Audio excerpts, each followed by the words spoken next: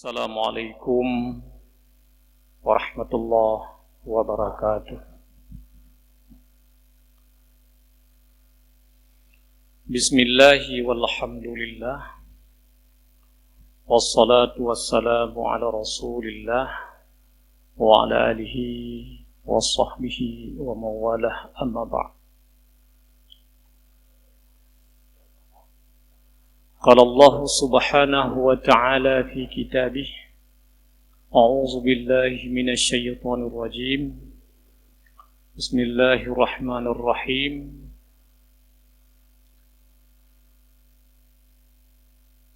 Innama yaftaril kaziba alladzina la yu'minuna bi ayatillah wa ulaika humul kazibun. Wa qala Allah subhanahu wa ta'ala fi ayatin ukhra, al-haqqu min rabbika fala takunanna minal mumtarin. Puji syukur kita kepada Allah subhanahu wa ta'ala yang masih memberikan kesehatan kepada kita. Di tengah-tengah pandemi ini kita masih dapat melaksanakan ibadah di rumah Allah. Rahmat dan sejahtera kepada baginda Muhammad sallallahu alaihi wasallam, keluarga dan juga sahabat beliau sekalian. Hadirin kaum muslimin dan muslimat jamaah salat maghrib dan Isya yang dirahmati Allah. Sudah sekian lama kita tidak bertemu dalam majelis pengajian ba'dal maghrib dikarenakan COVID-19, dan kita doakan semoga wabah ini akan cepat berlalu, dan diprediksikan memasuki awal 2021 insyaallah COVID-19 akan berkurang dan terus berkurang dan kemudian hilang insyaallah. Pada kesempatan kali ini mengawali pertemuan kembali pengajian ba'dal maghrib di Masjid Oman, akan kita bahas yang berkaitan dengan as-sidqu wal kizbu, artinya tentang kebenaran dan kebohongan. Hari ini kita berada di tengah-tengah ledakan informasi, atau kalau orang-orang di luar sana mengatakan disrupsi informasi. Begitu kita bangun sampai kita tidur kembali, itu informasi yang masuk luar biasa, kiri kanan masuk informasi, dan seakan-akan informasi itu menyerang kita sehingga kita tidak dapat mengelak dari informasi yang begitu cepat datang kepada kita. Seakan-akan hari ini tidak ada space, ruang atau tempat yang dapat kita menghindari daripada informasi-informasi itu.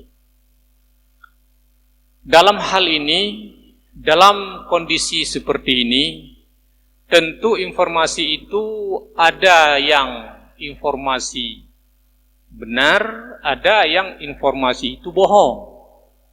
Kalau menggunakan teori ilmu logika atau mantik, informasi itu bahasa lainnya atau bahasa mantiknya khabar. Khabar didefinisikan mahtamala sidqa wal kizb, sesuatu yang boleh jadi benar dan boleh jadi salah. Apapun informasi yang kita terima boleh jadi benar, boleh jadi salah. Yang benar mutlak hanya informasi dari Allah, yaitu Al-Quran, dan informasi dari Nabi SAW, yaitu hadis as-sahih. Selain itu, mahtamala sidqa wal kizba. Bisa jadi benar dan bisa jadi salah. Yang terpenting hari ini di tengah-tengah disrupsi informasi, sikap kita untuk membedakan mana yang benar, mana yang salah, atau mana informasi yang dapat dikatakan sebuah kebenaran dan mana informasi yang dapat dikategorikan sebagai sebuah kebohongan. Yang pertama, kita melihat dulu mahwa ta'rif as-sidqu. Apa sebenarnya kebenaran itu? Tadi kita awali dengan ayat al-haqqu mir rabbika fala takunanna minal mumtarin. Kebenaran itu dari Allah. Kita jangan tertipu selain daripada yang datangnya daripada Allah. Fala takunanna minal mumtarin. Lalu definisi as-sidqu itu adalah huwa al-ikhbaru bima yutabiqul waqi'. Berita atau menyampaikan berita yang yutabiqul waqi'. Makna yutabiqul waqi' sesuai dengan kenyataan. Begitu kita dapat berita, kita cross check apakah sesuai dengan kenyataan. Kenyataan itu baik kenyataan agama atau kenyataan sebagai sebuah kenyataan fakta. Kalau sesuai yutabiqul waqi', itu disebut dengan kebenaran.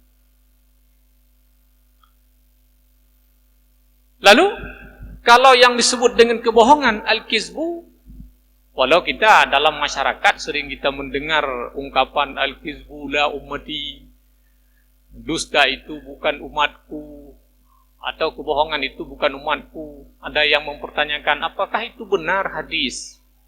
Sebenarnya itu bukan hadis, tetapi tahdis. Artinya ungkapan itu dibuat seakan-akan hadis, tetapi maknanya itu benar. Bahwa orang-orang yang berdusta itu tidak termasuk umat Nabi. Nah, kalau mengacu kepada sebuah kitab kecil, Taisir Akhlaq fi Ilmil Akhlaq. Ini salah satu kitab yang diajarkan di Dayah untuk kelas 1. Ya, diajarkan apa itu kebenaran, apa itu kebohongan. Nah, jadi kalau kebohongan dalam kitab yang kecil ini didefinisikan huwa al-ikhbaru bima la yutabiquh. Artinya berita atau menyampaikan berita dengan yang tidak sesuai dengan kenyataan. Baik kenyataan agama ataupun tidak sesuai dengan kenyataan sebagai sebuah fakta. Itu yang disebut dengan kebohongan. Baik. Selanjutnya, apa saja yang menyebabkan kita mampu bersikap benar? Nah, ini cukup penting. Kalau orang tahu benar banyak. Karena banyak sekali orang menyampaikan kita harus berkata benar. Cukup banyak. Artinya kalau orang tahu benar, cukup banyak. Tetapi kenapa orang mampu bersikap benar? Apa faktornya? Di sini ada 3 faktor yang membuat orang itu mampu bersikap benar dan tidak berani bersikap bohong ataupun dusta. Sebab yang pertama adalah al-aqlu. Karena punya akal. Akal akan menolak kebohongan. Suatu berita yang kita terima, akal akan memproses.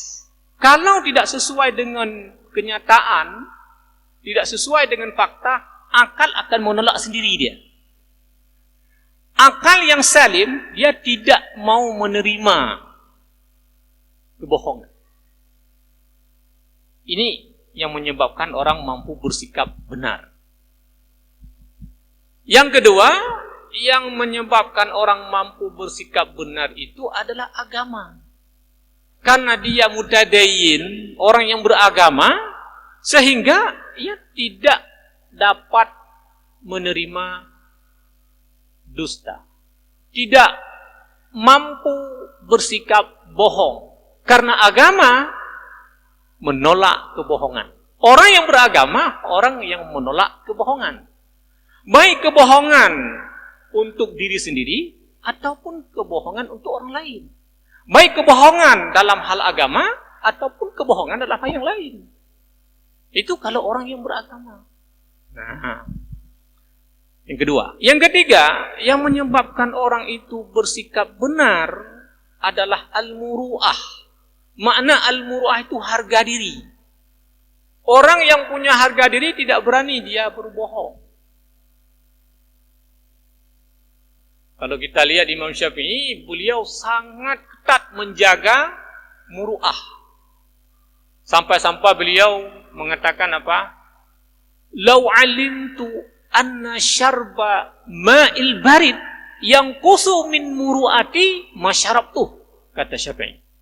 Andai kata aku tahu bahwa meminum air dingin itu dapat menyebabkan berkurangnya harga diriku, maka aku tidak akan meminumnya. Sampai seketat itu Syafi'i menjaga muru'ahnya. Kita kadang-kadang di sini yang bocor di situ kita. Tidak mampu menjaga muru'ah. Jadi orang bersikap benar pasti orang bermuru'ah. Di saat orang sudah berdusta, ada harga diri yang telah ia gadaikan. Seperti itu. Nah, jadi kita bawa ke informasi yang begitu meledak-ledak setiap hari, setiap saat pada hari ini. Benarkah informasi itu? Apakah informasi itu bohong? Untuk mengukurnya itu tadi. Dengan 3 cara. Yang pertama dengan akal yang salim, yang kedua dengan agama yang benar, dan yang ketiga dengan adanya muru'ah seseorang. Harga diri. Baik. Lalu kemudian orang berdusta. Orang itu berbohong. Dulu orang-orang tua ketika mengatakan sesuatu bukan sengaja dia berdusta, bukan sengaja berbohong. Tapi terlupa dia. Itu kadang-kadang bergetar. Seakan-akan dia sudah sengaja berbohong kepada orang. Bergetar. Hari ini kita sudah kebal dengan berbohong. Kadang-kadang berbohong itu dari hal yang sepele. Misalnya ada orang telepon. Pak, ada lagi di mana? Ini lagi di Banda Aceh, padahal di Semawe. Hal sepele memang. Tapi dari hal sepele itulah yang kemudian terbiasa untuk berbohong. Makanya dalam ajaran akhlak diajarkan harus jujur pada hal yang sekecil-kecilnya. Mampu tak dia bersikap jujur? Kalau tidak, akan terbiasa berbohong. Untuk menutupi bohong pertama, harus berbohong lagi. Seperti kita minum air laut. Untuk, menghilangkan haus. Akan menghasilkan haus yang lebih daripada yang pertama. Sehingga kita minum lagi air laut. Karena kebetulan kita di laut. Begitulah alam berbohong itu. Lalu, faktor yang menyebabkan orang itu sanggup berbohong, sanggup berdusta. Di sini kita lihat ada beberapa faktor. Yang pertama, iradatu jalbin nafa' wa iradatu daf'id darar. Rasa ingin mendapatkan manfaat segera dan untuk tidak mendatangkan mudarat. Di akhir benar, kita memang tidak harus berhadapan dengan mudarat. Kita harus menghindari mudarat.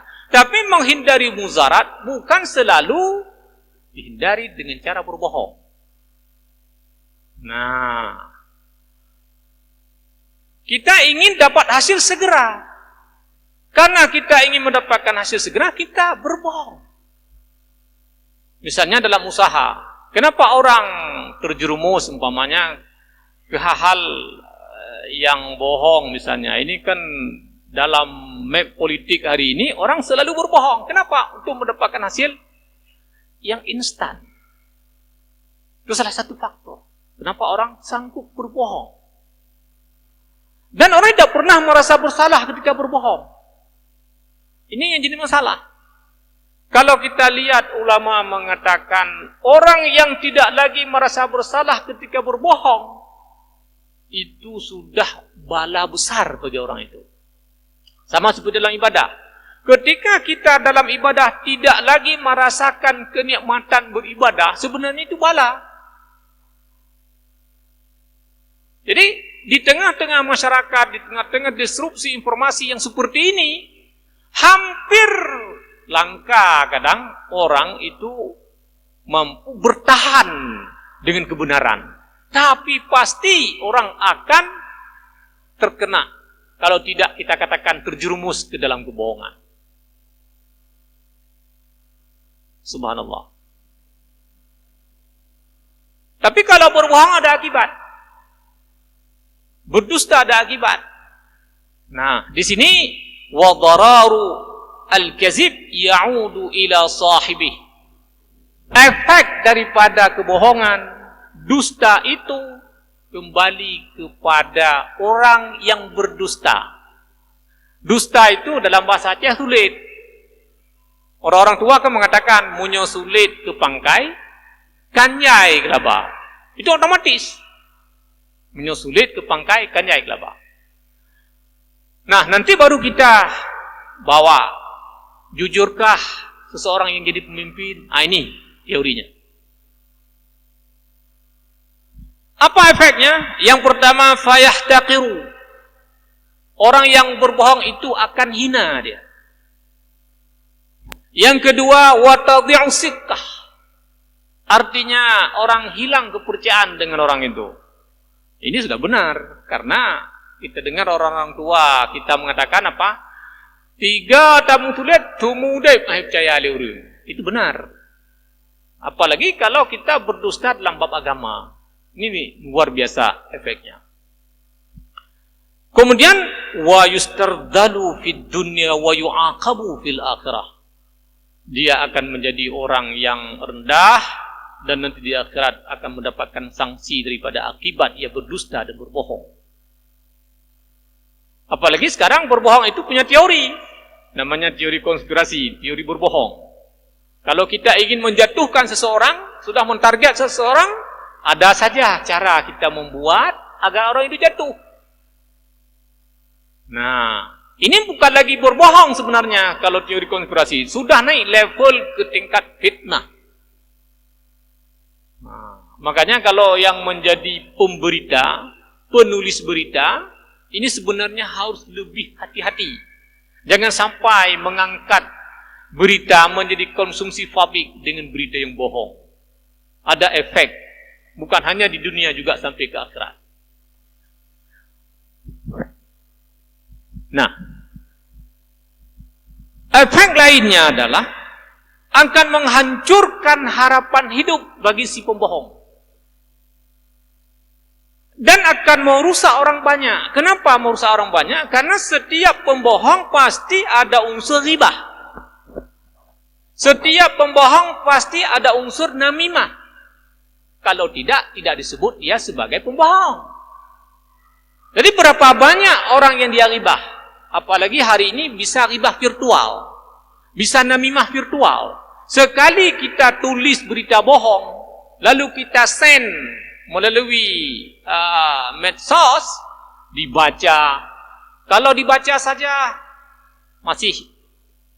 Tetapi orang akan mengedit balik, dibuat dalam meme, dibuat dalam bentuk foto dan sebagainya, lalu disebar lagi.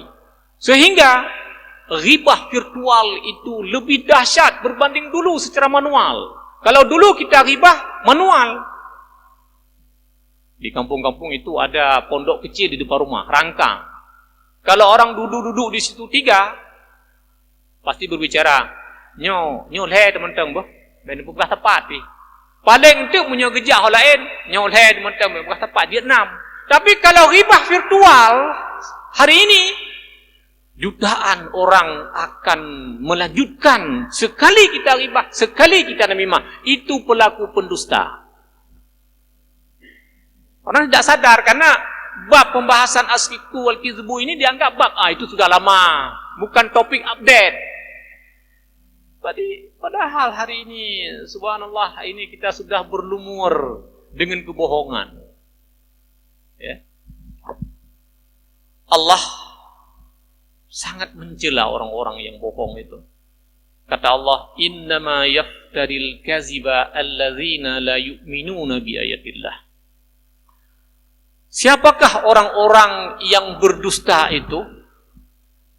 Sesungguhnya orang-orang yang mengada-ngadakan itu kebohongan hanyalah orang-orang yang tidak beriman dengan ayat-ayat Allah.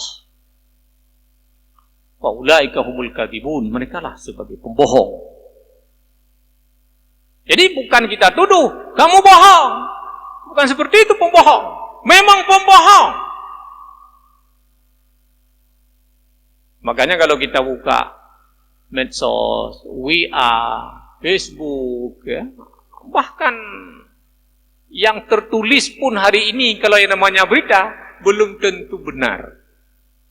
Kembali kepada definisi awal, mahtamala sidqa wal kizib. Berita adalah sesuatu yang boleh jadi benar dan boleh jadi salah. Nah, tetapi Allah memuji kalau orang bersikap jujur dan benar.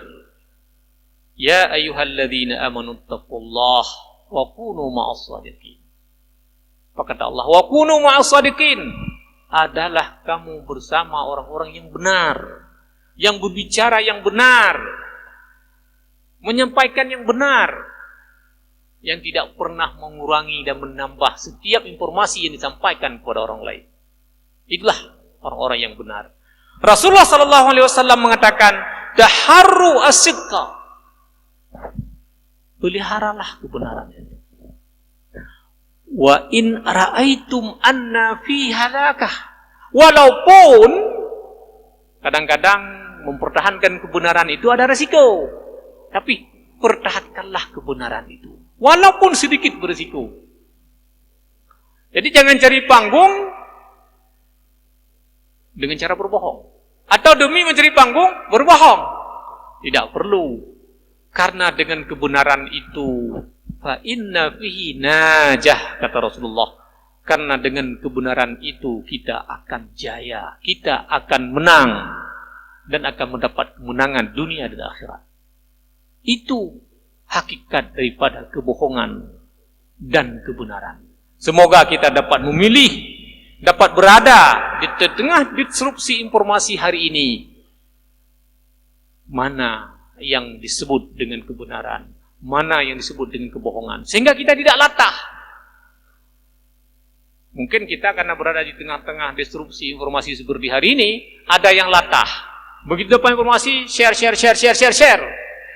Berarti kita sudah sharing informasi bohong, dan kita juga ikut menjadi pembohong. Kalau tidak, kita dikatakan sebagai pembohong.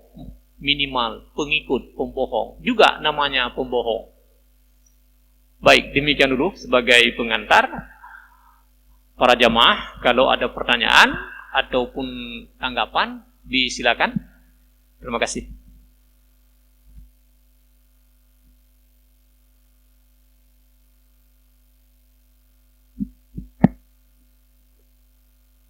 Assalamualaikum warahmatullahi wabarakatuh. Mungkin sekarang ini kita lihat pemerintahan itu dan namanya bohong. Jadi korupsi itu termasuk bohong, Pak. Terima kasih.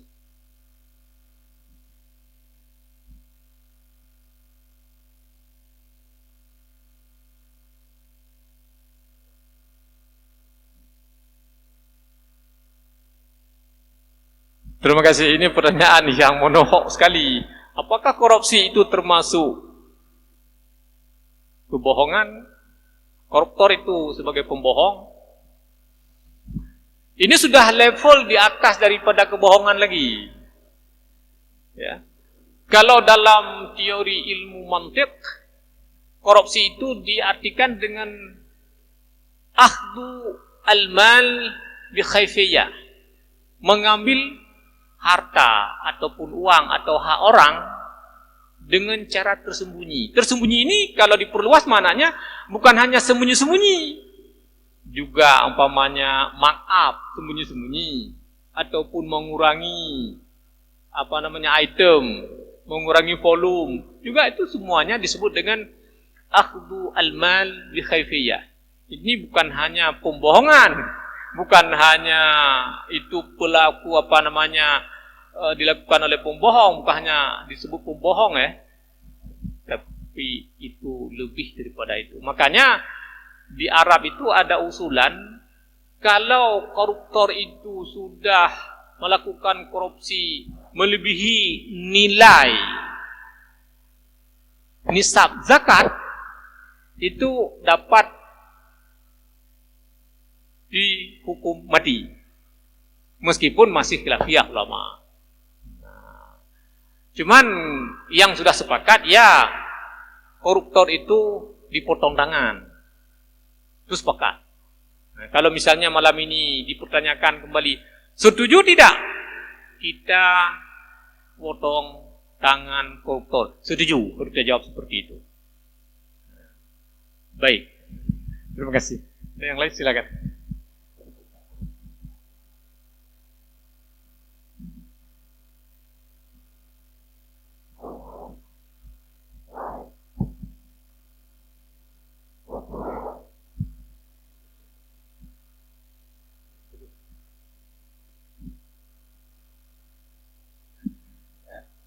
Terima kasih Ustaz. Gini Ustaz, sekarang banyak ustaz-ustaz kadang menyampaikan sesuatu menurut. Jadi tidak punya Al-Quran, tidak punya hadis. Ini juga mereka termasuk pembohong, karena ulama itu ustaz mengerti agama dia. Apa untuk mengelak itu atau untuk menjaga diri itu benar-benar nggak tahu dia.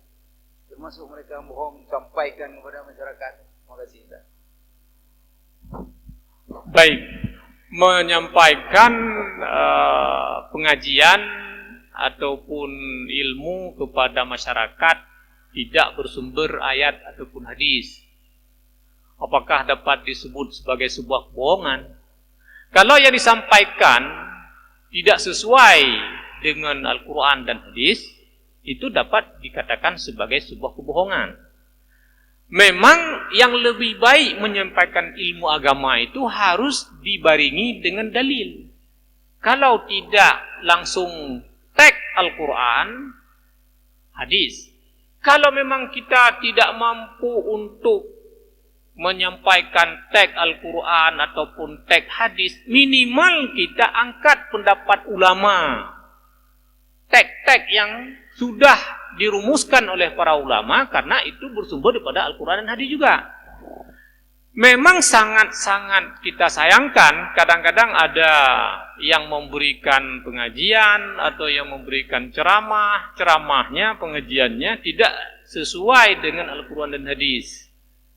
Ya, apalagi membaca Al-Quran dan hadis. Ini sebenarnya berbahaya, karena tidak hanya disebut sebagai pembohongan, tetapi ada aturan lain yang mengatur bahwa dilarang seseorang yang belum menguasai agama menyampaikan agama itu kepada orang lain. Jadi yang cocoknya menyampaikan pengajian ataupun ceramah ataupun agama kepada orang lain itu orang yang rasikh dalam ilmu. Misalnya warasikhuna fil ilmi yaquluna amanna bih kullun min 'inda rabbina. Jadi orang yang rasikh dalam ilmu itulah orang yang cocok menyampaikan ilmu kepada masyarakat. Nah, kadang-kadang ada satu hal dalam masyarakat kita, ya, kita tidak mengatakan masyarakat yang lain, nanti sudah mengarah kepada ghibah ataupun namimah. Ini ada pertanyaan juga yang mirip. Kenapa tidak didasarkan umpamanya ayat ini, Kalau tidak ada tagnya, konteks, misalnya maknanya tafsir atau maknanya ataupun hadis. Kalau tidak tag konteksnya, jawabannya begini: tidak ada adab kita menyampaikan ilmu agama itu selevel kita untuk mengutip ayat dan hadis. Kita bukan mujtahid. Sebenarnya tidak juga seperti itu. Imam Syafi'i mengatakan sendiri, ilmu itu bagaikan air. Kalau dia menetap bisa membawa bau busuk. Artinya ilmu itu kalau sudah belajar tafsir, belajar fikih, belajar hadis, tapi tidak berani disampaikan masyarakat berdasarkan hadis ataupun berdasarkan tafsir, ini sebenarnya bisa tidak baik akibatnya ya kepada masyarakat. Minggu yang lalu saya diminta untuk mengisi materi terkait dengan pemberdayaan khatib. Bagaimana khutbah yang berkualitas? Lalu berdasarkan apa yang kita baca, kita menyampaikan bahwa khutbah yang berkualitas itu yang sumbernya Al-Quran dan hadis, dan tidak ada khurafat, tidak ada Israiliyat di situ. Ada yang bertanya, bukan bertanya sebenarnya, menanggapi. Numpike kamu hanam depu-tepu. Jadi ketika ungkapan itu muncul, maksudnya begini, tidak cocok kita sampaikan bahwa cara-cara menyampaikan khutbah atau khutbah yang baik harus didasari ini itu ke mereka, karena mereka sudah tahu semua. Ini jadi masalah dan ada hubungannya dengan pertanyaan tadi. Nah, sehingga yang berkembang di masyarakat sana bahwa materi-materi itu tidak berdasarkan sumbernya. Itu maksudnya. Nah, memang dalam menyampaikan ceramah ataupun dakwah ada uslub ya, ada cara. Misalnya khatibun nas bihasabi uqulihim. Sampaikanlah agama, sampaikanlah ilmu sesuai dengan tingkat pengetahuan yang menerima. Betul itu, tapi bukan dalam artian kita harus menyembunyikan ayat, menyembunyikan hadis. Jangan. Justru kita harus menyampaikan, nanti para pendengar ataupun masyarakat akan bertambah ilmu, lalu apa benar seperti ini, apa benar seperti ini, sehingga jadi kritis. Nah, itu yang diharapkan dalam metode dakwah, karena menyampaikan ceramah, menyampaikan pengajian itu juga bagian daripada dakwah. Makanya kita harus punya sikap benar. Kalau 100% benar, memang al-haqqu mir rabbika fala takunanna minal mumtarin, kan gitu. Yang benar 100% itu datangnya daripada Allah. Kalau dari kita kan tidak mungkin benar 100%, tapi minimal kita harus bersumber kepada sumber yang benar. Sehingga sesuai dengan kaidah fikih, al-haqqu ahaqqu bil itba'. Yang benar, yang hak itu lebih berhak untuk diikuti. Itu kaidahnya. Baik, ada yang lain? Silakan. Pertanyaan ketiga. Yang ketiga, ini kan dalam kehidupan sehari-hari kita. Ada yang pro, ada yang kontra mengenai retreat rebel. Di dalam Al-Quran itu tidak ada. Yang ada di dalam Al-Quran zikir pagi, petang, sore, malam. Yang khusus rame-rame tubuh biraya. Saya membaca ada satu dari Sayyidina Umar. Kata sahabat Sayyidina Umar, ya Umar, di sana ada kelompok zikir besar-besar suara. Siapkan cambuk. Untuk kita cambuk, panggil dia. Mendani. Nah, ini barangkali Ustaz, supaya saya pun kalau berzikir itu ya mana yang saya pilih, yang suara-suara besar atau untuk sendiri atau pagi petang. Ini barangkali kalau yang tidak ada nasnya itu, apakah termasuk dia bohong itu rati terbaik? Karena pernah juga datang kemari saya kasih buku. Nah, ini Ustaz, terima kasih Ustaz, supaya jangan terjerumus ya. Terima kasih. Dalam hal itu sebenarnya sudah clear bahwa berzikir itu caranya dengan tadarru'an.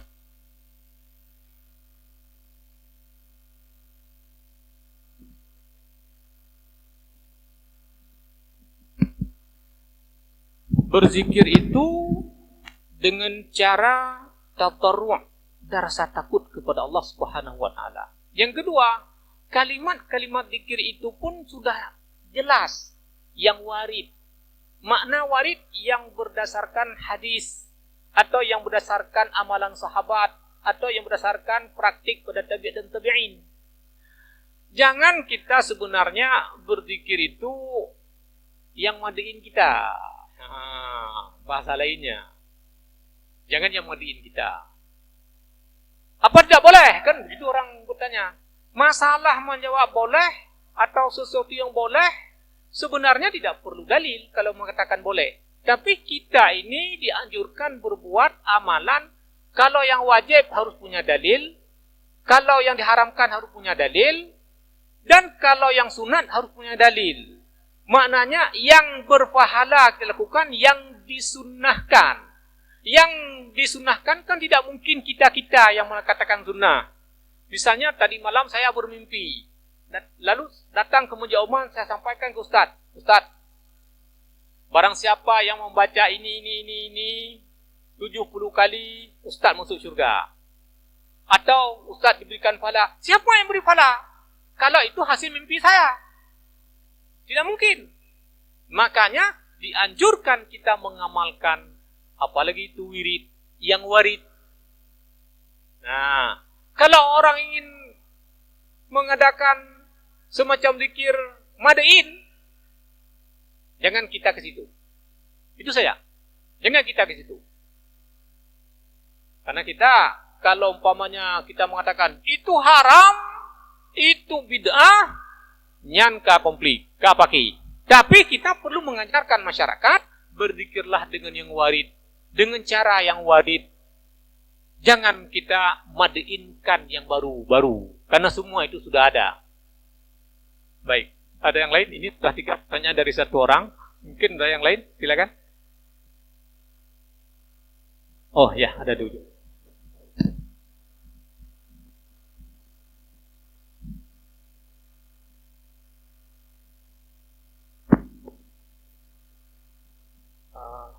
Sedikit pertanyaan Ustaz. Saya pernah dengar, terus terang bukan saya baca, bahwa di akhir zaman ada 73 aliran Islam dan hanya 1 yang diterima. Sebagai orang awam terus terang yang hanya tahu kulit-kulit saja, begitu ngambangnya saya untuk menentukan yang manakah yang 1 itu. Saya ilmu agama saya mungkin sebagai ilmu agama orang awam, tidak di pesantren, tidak sekolah di IAIN, jadi hanya ala kadar lah, walaupun kita juga berusaha terus mendalami. Bagaimana kita menentukan aliran 1 itu yang diterima oleh Allah? Terima kasih.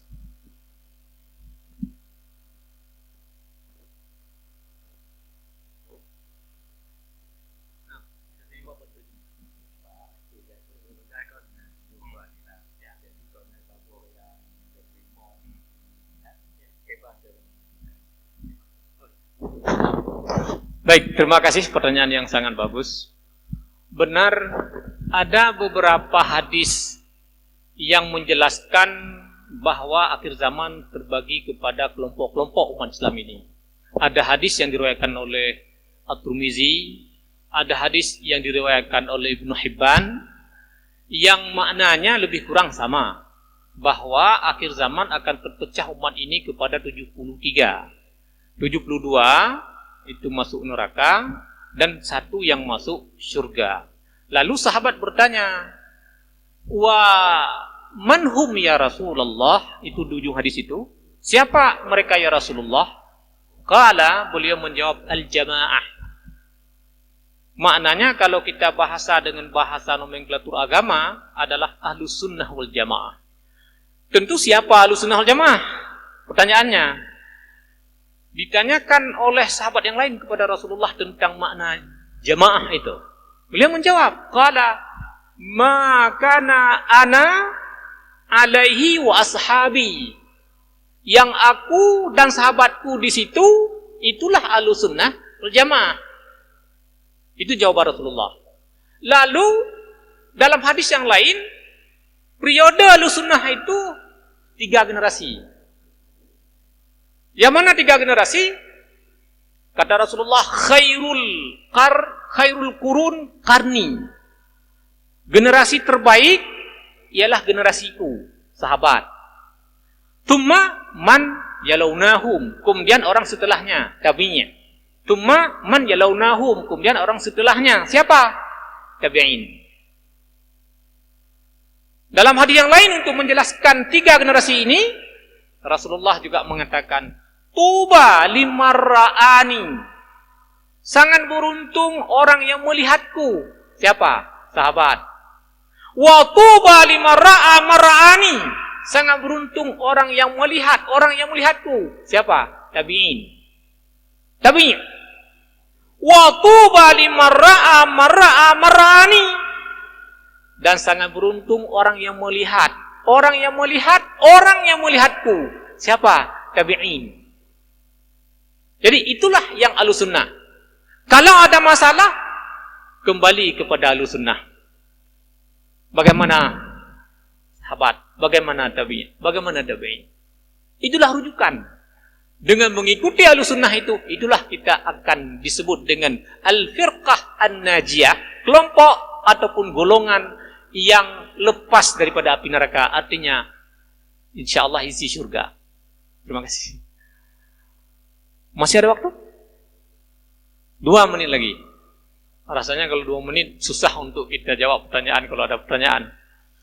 Baik, kita kembali ke masalah disrupsi informasi yang hari ini agar dapat kita bedakan antara yang benar dengan yang bohong. Kita harus mengacu kepada apa itu benar dan apa itu bohong, sehingga kita tidak terjebak. Mudah-mudahan. Amin. Semoga manfaat. Assalamualaikum warahmatullahi wabarakatuh.